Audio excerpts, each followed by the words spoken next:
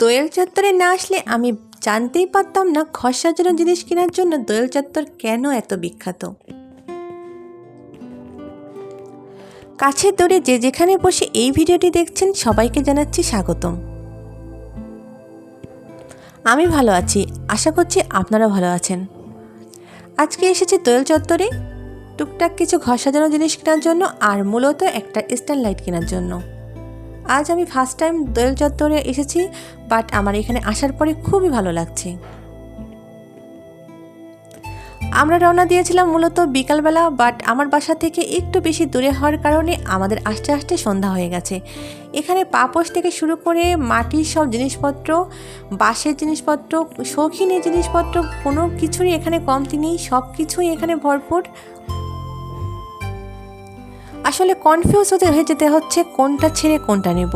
আমার কাছে তো সব কিছুই ভালো লাগছে, আর মাটির এই জিনিসগুলো এত ইউনিক লাগছে এখানে, খুবই সুন্দর। আর এখানে আছে কিছু অলমেট,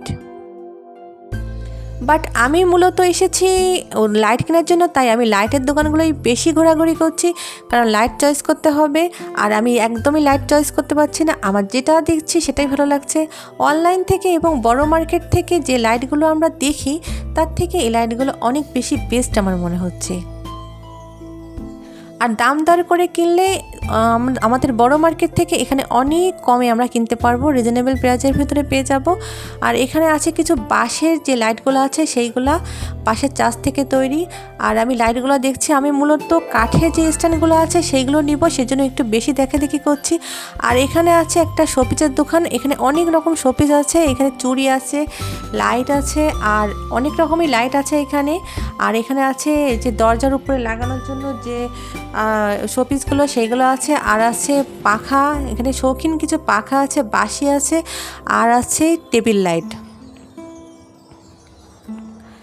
আসলে গরমের দিনে আমাদের পাখা কতটা প্রয়োজন তা তো আমরা জানি, আর এই শৌখিনের পাখাগুলো দেখতে যেমন সুন্দর তেমন আমাদের গরমের দিনে অনেক বেশি কাজে লাগে। আর এখানে আছে বাবুই পাখির বাসা, যেটা আমরা খুবই কম প্রাইসের ভিতরে পেয়ে যাব, যেটা এখানে আমরা বাইরে থেকে কিনতে গেলে আমাদের 300-350 টাকা করে নেবে, কিন্তু এখানে কিনতে গেলে আমরা 200 টাকার ভিতরে এটা পেয়ে যাব। আর এই লাইটটা আমি কিনেছি, আসলে তখন এটা ভিডিও করা হয়নি, আমি বাসায় এসে এটা ভিডিও করেছি। কেমন হয়েছে আপনারা আমাদের কমেন্টসে জানাবেন প্লিজ।